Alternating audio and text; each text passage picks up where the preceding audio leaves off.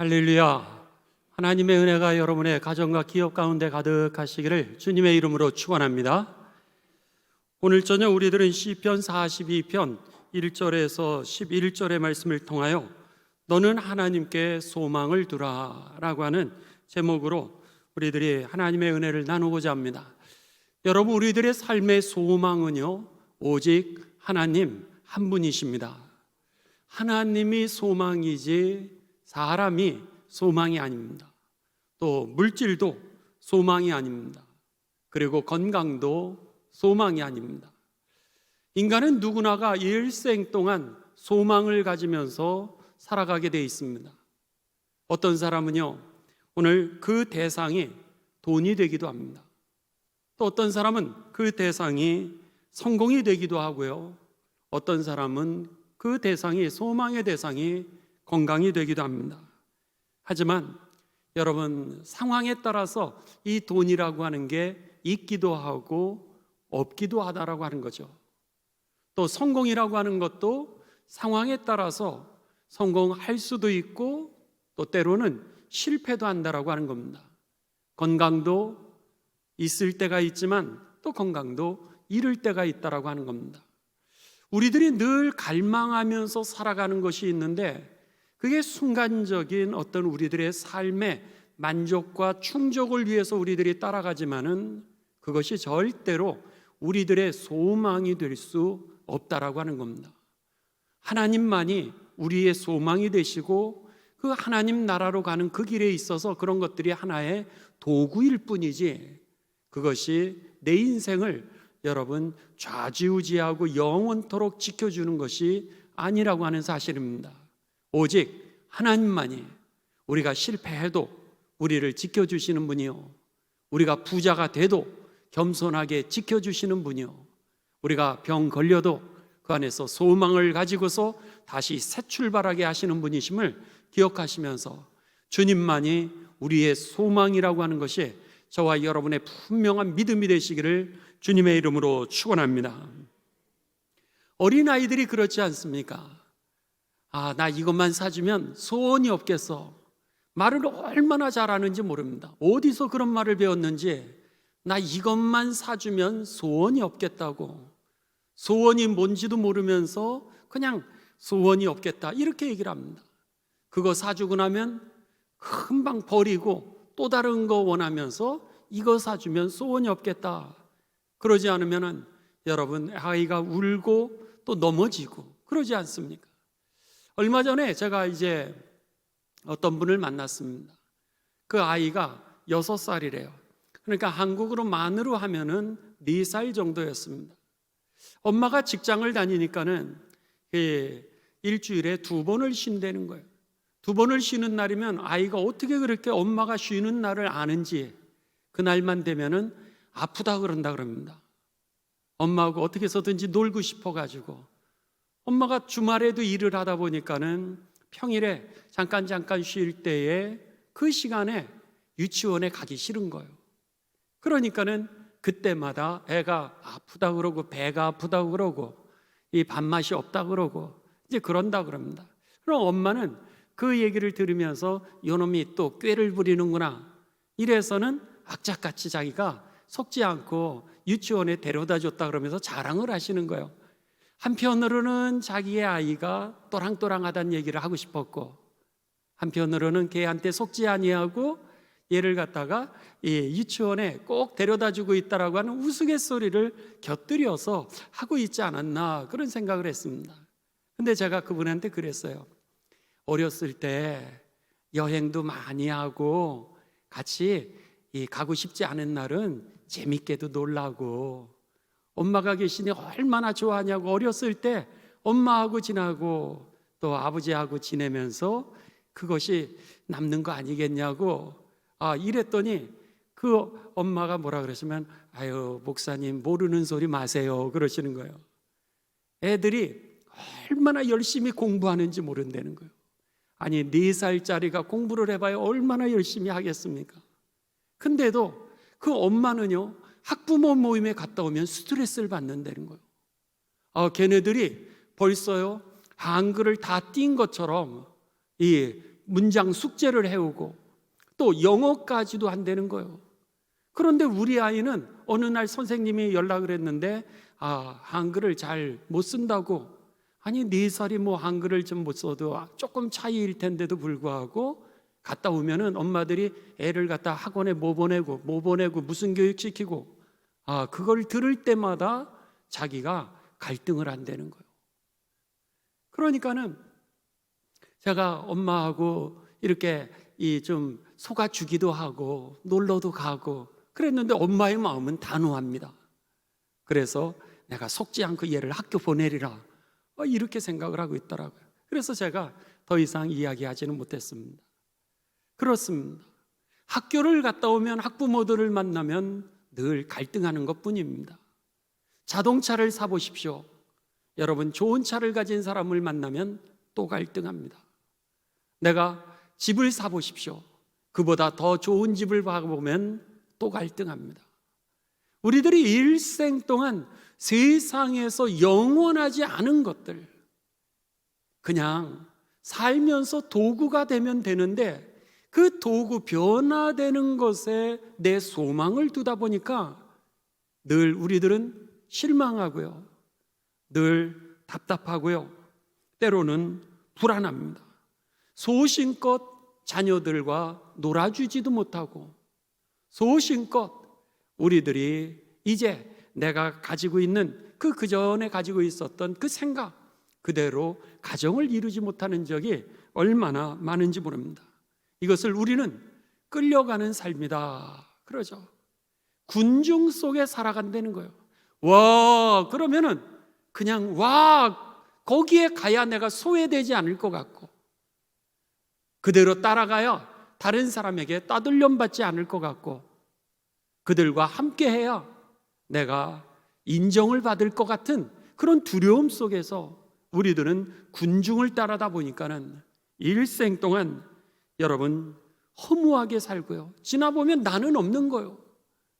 그리고 지나가 보면은 늘 쫓겨다니면서 그거 쫓아다니다가 살고 그리고 순간순간은 늘 불안하게 살아갔던 것이 우리들의 삶이었다라고 하는 겁니다. 그게 군중들의 삶인데 그 군중들의 삶이 우리들의 소망이 되었다가 후회하는 적이 많은 거죠.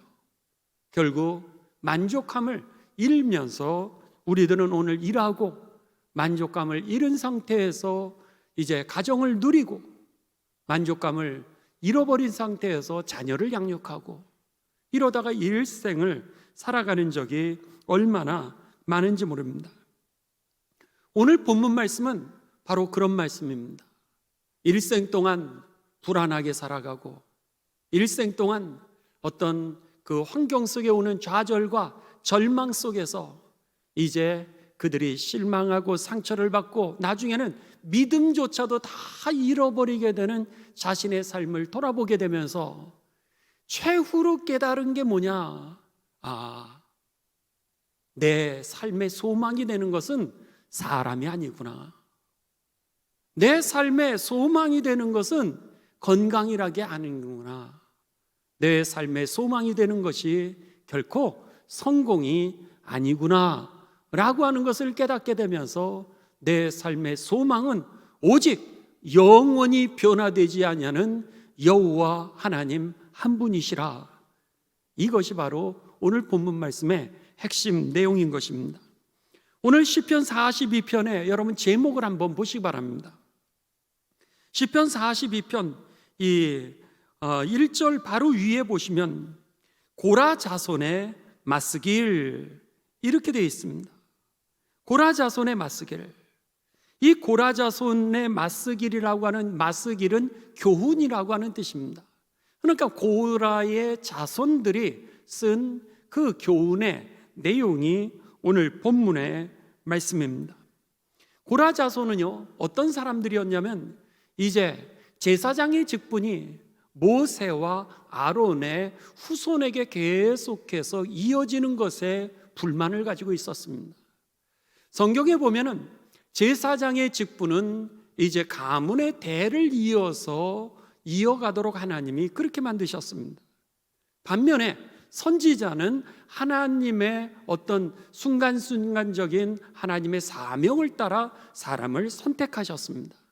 그러니까 선지자는 하나님의 뜻을 사람들에게 전하는 사람이 선지자고, 제사장은 사람들의 뜻을 하나님에게로 이제 전하는 사람으로, 선지자는 하나님이 그때그때마다 선택하신 사람이었고, 제사장은 가문의 대를 이어가도록 그렇게 만드셨어요. 그랬는데 고라 자손들이 보니까 이 모세와 아론의 가문은 계속해서 이 제사장의 가문을 이어가거든요. 거기에 그들이 불만이 생겼습니다. 그래서는 이 모세와 아론의 자손을 내쫓고, 그리고 자신들이 이 제사장의 자리를 차지하려고 그렇게 술수를 쓰게 됩니다. 그렇게 되자 하나님께서는 이 고라 자손의 교만에 대하여서 심판을 하시는데, 민수기 16장 32절에서 33절에 보면은 그들을 이제 땅이 입을 벌려서 삼켜버리게 합니다. 마치 땅이 입을 벌려 그들을 삼켜버리는 것 같았습니다. 그들의 가족과 고라를 따르던 사람들과 그들이 가진 모든 것을 땅이 삼켜버렸습니다. 그들은 산채로 묻혀서 그들이 가진 모든 것과 함께 죽은 자들이 있는 곳으로 내려갔습니다. 지옥으로 내려갔다는 거예요. 그러자 땅이 그들을 덮어버렸습니다. 그들은 죽어서 백성의 무리 중에서 사라졌습니다. 고라 자손의 그 족속 자체가 그냥 하나님께서 저주를 내리셔서 그들을 축복했던 것 다 뺏었고요. 더 나아가 그 자손을 갖다 땅에다 묻어 죽은 자들이 있는 곳 지옥으로 그들을 하나님이 끌고 가셨다라고. 그렇게 그러면서 그들은 죽어서 백성의 무리 중에서 그들이 해체가 되고 말았습니다. 결국 역사 속에서 고라의 자손이 이제 사라지게 됩니다. 그랬는데 민수기 26장 11절에 보게 되면 16장에서 이 하나님의 심판의 사건이 있은 이후에 10장 이후 26장에 보면 하나님이 그나마래도 그들에게 고라의 아들들 가운데 씨를 남겨두셔서 그들에게 회개할 수 있는 기회를 허락하십니다. 고라의 자손들이 그 선조들과 가문이 심판을 받은 이후에야 비로소 그들이 회개를 하게 됩니다. 그리고 나서 쓰임받던 그들의 가문이 더 이상 쓰임을 받지 못하고 다윗이 왕이 될 때까지 몇백 년 동안 그 가문이 가라앉게 됩니다. 그리고 나서 다윗이 왕위에 오르게 되었을 때 고라의 자손들이 그 회개하고 돌아온 모습을 보면서 이 다윗 왕이 그를 갖다가 찬양팀의 성가대 대장으로 세우게 됩니다. 그래서 이 고라의 자손들이 나중에는 다윗이 이 예루살렘 성전에서 예배를 올려드릴 때, 제사를 올려드릴 때 고라의 자손들이 성가대 지휘자가 되고요, 성가대 이제 단장이 되게 되면서 그들이 하나님을 찬송하게 되죠. 오늘 본문 말씀이 바로 그런 말씀입니다. 여기에 있는 제목이 고라의 자손들이 그때에 자신들의 선조들이 그 교만한 것 속에서 오늘 하나님의 뜻을 거역하고 살아가는 것 속에 그들의 가문 전체가 다 망하게 된 사실을 갖다가 경험하게 되면서 오늘 이 시를 썼던 것이죠.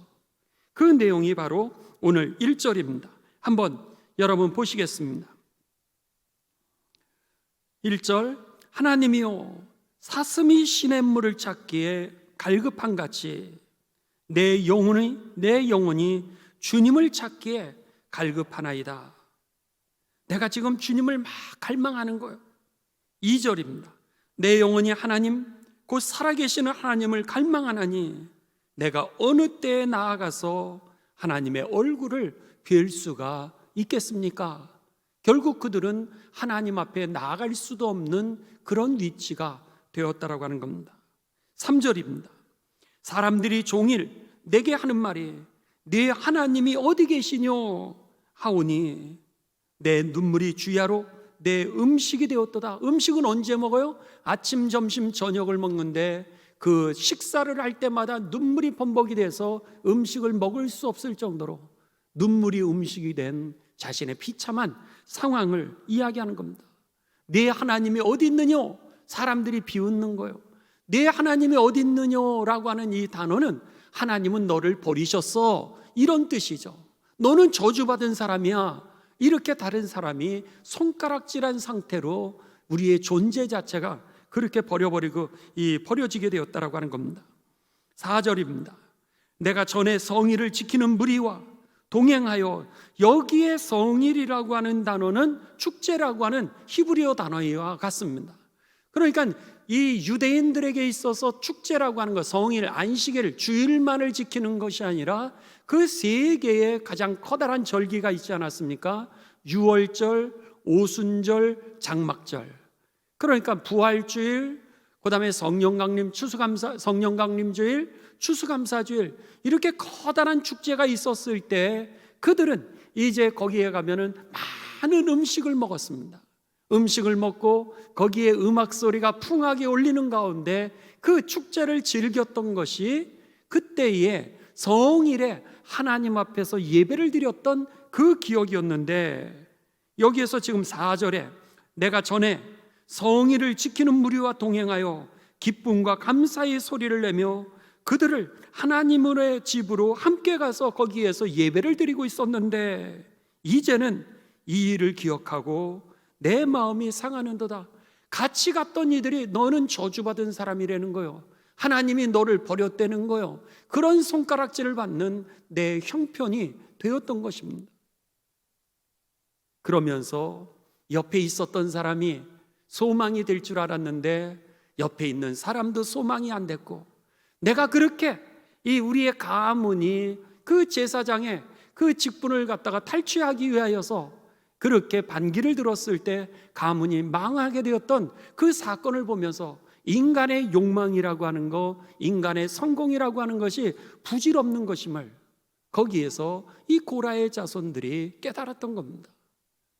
그러면서 오늘 5절에 11절과 5절이 동일한 결론입니다. 5절을 읽습니다. 그러면서 마음만 상했을 뿐만 아니라 이 일이 있은 이후에 내 영혼아 내가 어찌하여 낙심하며, 영혼까지도 낙심하게 되면서 이 일이 있은 이후에 믿음도 다 잃어버리게 되었다라고 하는 겁니다. 낙심하며 어찌하여 내 속에서, 그리고 나서는 뭐요? 삶은 불안해졌다는 거예요. 불안전해졌다는 거죠. 그러면서 결론이 뭐예요? 너는 하나님께 깨달은 것은 소망은 오직 여호와 하나님에게만 있다라고 하는 거. 결국은 나의 욕심, 나의 명예, 그리고 나의 옆에 있었던, 같이 있었던 사람들, 거기에 소망이 있었던 것이 아니라 오직 영원히 변화되지 않는 그 하나님만이 우리의 소망 되시기에, 여러분들 소망을 어디다 두고 사십니까? 여러분의 학벌입니까? 여러분의 사업입니까? 여러분의 성공입니까? 여러분의 남편입니까? 여러분의 자녀입니까? 여러분의 건강입니까? 아니라는 거요. 그것은 불안전하고 영원하지 않기 때문에 올라갔다 내려갔다 하는 것이기 때문에 우리의 소망이 될 수 없다라고 하는 겁니다.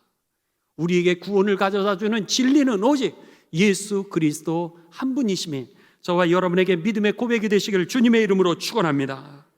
계속해서 봅니다. 5절입니다. 너는 하나님께 소망을 두라. 그가 나타나 도우심으로 말미암아 내가 여전히, 주님이 도우심으로 말미암아 내가 이제는 찬송할 수 있게 되는 것입니다. 내가 끝까지, 여전히라고 하는 게 뭐예요? 끝까지 찬송하는 삶을 살아갈 수 있게 된다는 거죠. 마찬가지입니다. 10절, 11절 다 동일한 얘기입니다. 내 뼈를 찌르는 칼같이 내 대적이 나를 비방하여 늘 내게 말하기를 네 하나님이 어디 있느냐 하도다. 내 영혼아 내가 어찌하여 낙심하며, 사람 속에서, 환경 속에서는 낙심을 가질 수밖에 없다는 거예요. 어찌하여 내 속에서 불안해하는가? 일생 불안하면서 살아가게 돼 있다라고 하는 거죠. 너는 하나님께 소망을 두라. 나는 그가 나타나 도우심으로 말미암아 내 하나님을 여전히 찬송하리로다. 아멘. 이 찬양을 갖다가 이 고라 자손의 교훈이다, 마스길이다, 이래서 제목을 붙여가지고 그들의 후손이, 고라의 후손들이 자신의 인생을 돌아보면서 그리고 다시 회개하는 가운데 삶이 회복된 가운데 속에 우리들의 소망은 오직 여호와 하나님 한 분이시구나 라고 고백하고 있는 것입니다. 자, 여러분, 우리가 바벨탑을 아실 겁니다. 바벨탑. 자, 창세기를 한번 열어보시죠. 창세기 바벨탑 사건을 좀 우리들이 함께 보실 필요가 있습니다. 창세기 10장으로 갑니다. 창세기 10장. 자, 1절에 보시면은 노아의 홍수가 있은 이후에, 창세기 10장 1절, 이 노아, 그 홍수가 있은 이후에 노아를 통하여서 하나님이 세상을 생육하고 번성하고 충만케 하시는 그 하나님의 축복이 다시 시작되게 됩니다. 그 중에 이 노아의 세 아들이 나오게 되는데, 세 아들의 이름은 셈, 함, 야벳이라고 합니다. 셈과 함과 야벳의 세 아들을 통하여서 이제 이 종족이 번성해 가는데요, 여기 보면 6절 보시기 바랍니다. 6절. 둘째 아들이 함이죠. 함의 아들은 구스입니다. 그렇죠? 구스와 미스라임과 붓과 가나안이요. 구스의 아들은 스바와 하윌라와 삽다와 라아마와 삽드가요. 라마의 아들은 스바와 드다니요. 구스가 또 누구를 낳았다고요? 니므롯을 낳았으니, 니므롯이라고 하는 사람을 꼭 기억하시 바랍니다. 지금 함의 손자죠. 그러니까 구스의 아들이니까. 그랬는데 구스가 또 니므롯을 낳았으니 그는 세상의 첫 용사라 그랬습니다. 그는 용사, 이 구약의 용사라고 하는 단어는 영웅이라고 하는 단어입니다. 전제 군주와 같은 그 당시에 민족을 이끄는 그런 영웅들을 용사라 그랬습니다. 9절입니다. 그가 여호와 앞에서 용감한 사냥꾼이 되었으므로, 용사죠, 용사. 그러니까 속담에 이르기를 아무는 여호와 앞에 니므롯같이 용감한 사냥꾼이로다 하더라 그랬습니다. 그러니까 여기에서 보시면 여호와 앞에 니므롯같이 용감한 사냥꾼이로다, 결국 그는 영웅이라고 하는 그런 대명사가 니므롯이라고 하는 사람이 되었던 겁니다. 10절입니다. 그의 나라에 무엇이 생기게 되냐면 시나리라고 하는 땅에, 대한민국이라고 하는 땅에 바벨과 에렉과 악갓과 갈레에서 시작되었으니, 서울과 여러분 이 경기와 충청도와 전라도가 있었으니, 이런 뜻하고 똑같습니다. 그러니까 여기에 그의 나라에 바벨탑이 세워진 거예요. 그러니까 바벨탑을 누가 세웠던 거예요? 니므롯이라고 하는 사람이 세웠던 겁니다. 그가 전제 군주로 영웅이 되었을 때에 그가 지배권을 가지고서 바벨탑을 세운 장본인이었던 거예요.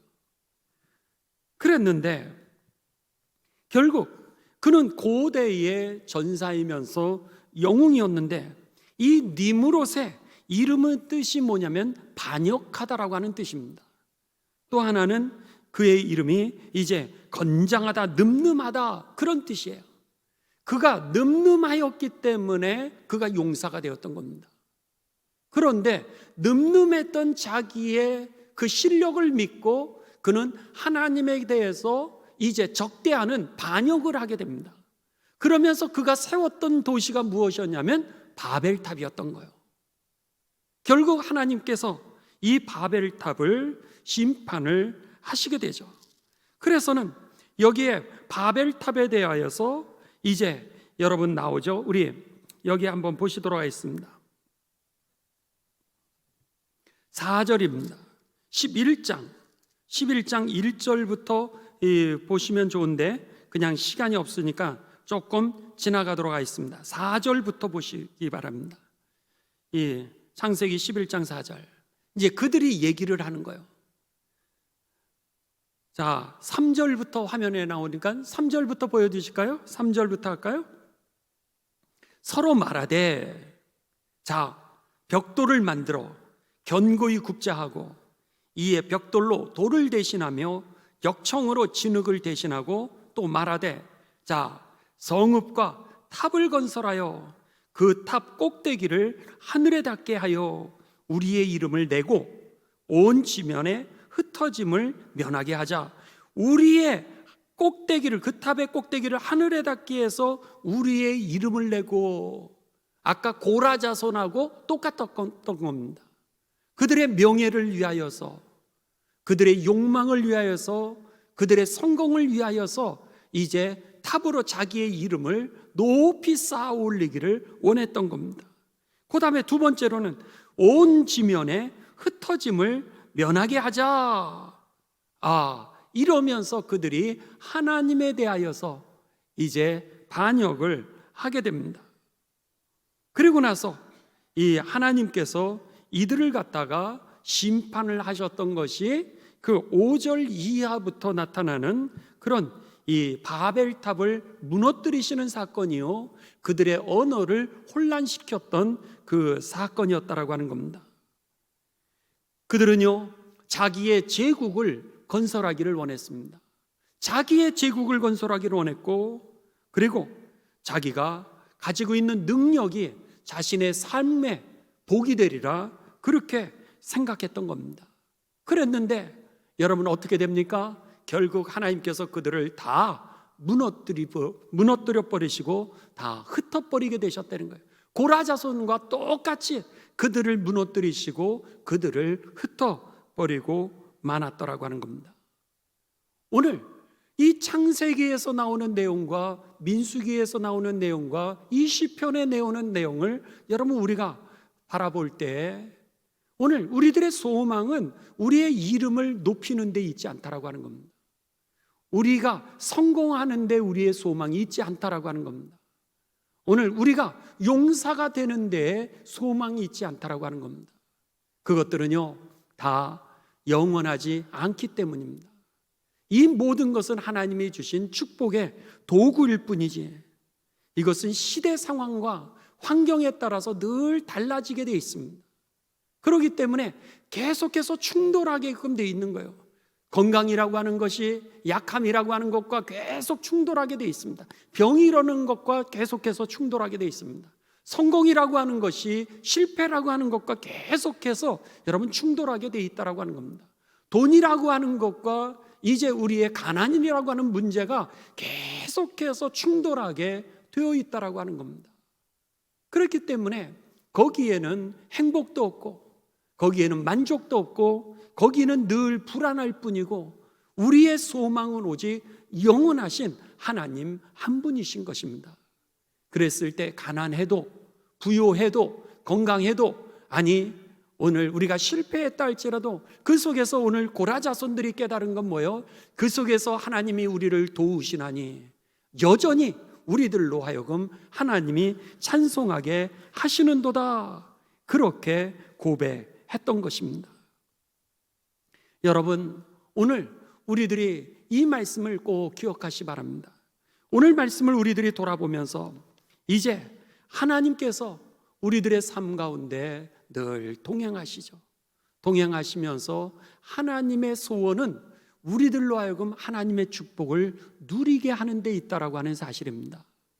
그렇기 때문에 한번 여러분 이 포도원 농부의 비유를 한번 생각해 보십시오. 포도원 농부 여러분들 말씀을 기억하시죠? 이제 농장에 주인이 있었습니다. 농장의 주인이 새벽 이른 아침에 일찌감치 이 일꾼들을 찾으러 나갔습니다. 일찌감치라고 하는 단어는 아침 6시를 의미합니다. 근데 가서 보니까 사람들이 기다리고 있는 거예요. 다 들어와서 우리 농장에서 일하라 그랬습니다. 다시 3시에 나아가 봤습니다. 성경의 3시라고 하는 것은 한국 시간으로 더하기 6시간을 하면 맞습니다. 3시니까 아침 9시에 또 나가보니까 사람들이 또 있는 거예요. 또 들어오게 했습니다. 와서 일하라고. 12시에 사람들이 나가보니까 또 있는 거예요. 또 와서 일하라 그랬습니다. 오후 3시가 됐어요. 나가보니까 여전히 일거리를 찾지 못하는 사람들이 있었습니다. 와서 이제 같이 일하자 그랬어요. 오후 5시가 됐습니다.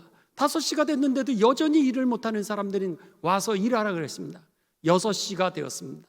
일이 끝나는 시간이 되는 거예요. 그들에게 품삯을 주게 되는 겁니다. 품삯을 주는데 주인이 어떻게 줘요? 하루 몫을 다 주는 거예요. 목수가 하루에 20만 원의 월급을 받는다 그러면 동일하게 1시간을 일했는데도 20만 원을 주는 거예요.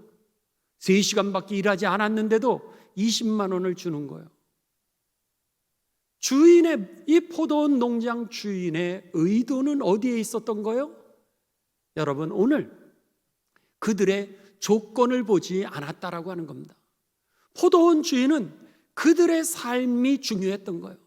그들의 삶이 중요해서 누구든지 원하기만 하면, 아니 나와 있기만 하면은 그들로 하여금 그 하루의 품삯을 다 줘가지고 그 축복을 누리면서 살기를 원했던 것이 주인의 마음이었던 겁니다. 아침에 어쩌면 나와서 처음부터 직장에 이 선택된 사람들을 보십시오. 성경에 보면 그들이 건장했다, 조건이 좋았다, 그들이 지식인이었다, 그런 조건이 어디 있었습니까? 그들이 나와서 일거리를 찾고 있는 사람이면 누구든지 데려갔죠. 오후 5시에도 마찬가지였습니다. 그들이 일을 잘한다 못한다 여기에 초점이 있지 않았습니다. 그들이 일하기만 원한다면 그들을 데려다가 다 누구에게든지 하루의 품삯을 다 줘서 행복하기를 원했고, 그리고 그들이 잘 살기를 원했던 것이 포도원 농부의 그 마음이었던 겁니다. 이 주인의 마음이었던 겁니다. 오늘 본문 말씀이 그런 말씀입니다. 하나님은 누구시냐라고 하는 거죠. 하나님은요, 저와 여러분에게 있어서 소망을 주시는 분이십니다. 우리의 조건을 봤으면 우리는 포도원 농장에 들어갔다면 어쩌면 오후 5시까지도 일자리를 찾을 수 없는 그런 조건의 사람인지도 모릅니다.